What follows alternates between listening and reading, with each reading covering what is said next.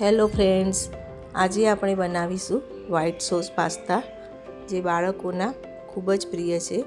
તો તમે પણ હવે આ પાસ્તા ઘરે બનાવજો, જે બાળકોને ખૂબ જ પસંદ આવશે. તમે જોઈ શકો છો કે કેવા સરસ ક્રીમી વ્હાઈટ સોસ પાસ્તા તૈયાર થયા છે.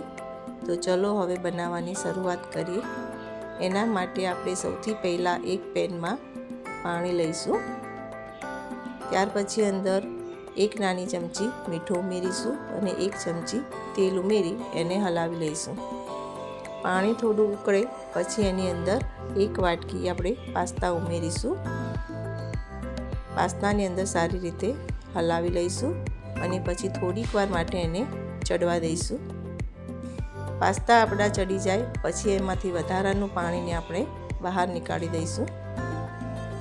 હવે આપણે એક પેનમાં બટર લઈશું.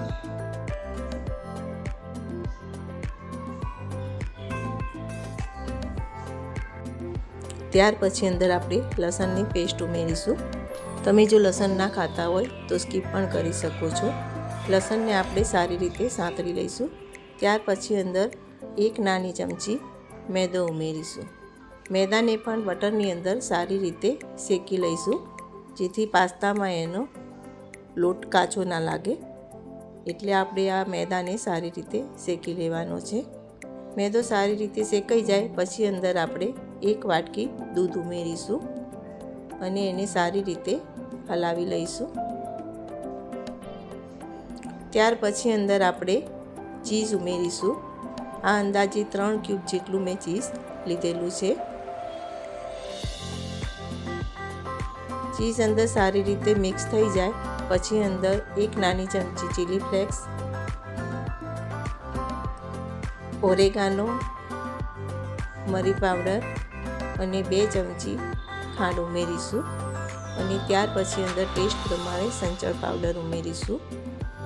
પહેલાં આપણે પાસ્તા બાફતી વખતે અંદર મીઠું ઉમેરેલું હતું, એટલે અત્યારે આપણે સંચળ પાવડર થોડોક જ ઉમેરીશું. તમે ટેસ્ટ કરીને વધારે કે ઓછો ઉમેરી શકો છો. ત્યાર પછી આપણું ચીઝ સરસ મેલ્ટ થઈ જાય અને બધો મસાલો સારી રીતે મિક્સ થઈ જાય પછી અંદર આપણે જે પાસ્તા બાફેલા છે એ ઉમેરીશું અને એને સારી રીતે હલાવી લઈશું.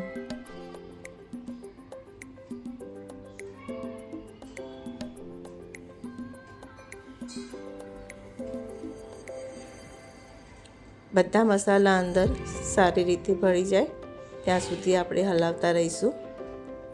આ પાસ્તા તમે જોઈ શકો છો કે કેવા સરસ તૈયાર થયા છે, જે બાળકોને ખૂબ જ પસંદ આવશે.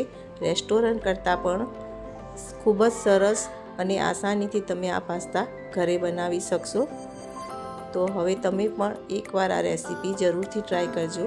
જો તમને મારો આ વિડીયો પસંદ આવે તો લાઈક, શેર અને સબસ્ક્રાઈબ કરવાનું ભૂલતા નહીં. અને જો તમે ફેસબુકમાં મારી રેસીપી જોતા હોય તો મારી આ ચેનલને ફોલો જરૂર કરજો. Thank you.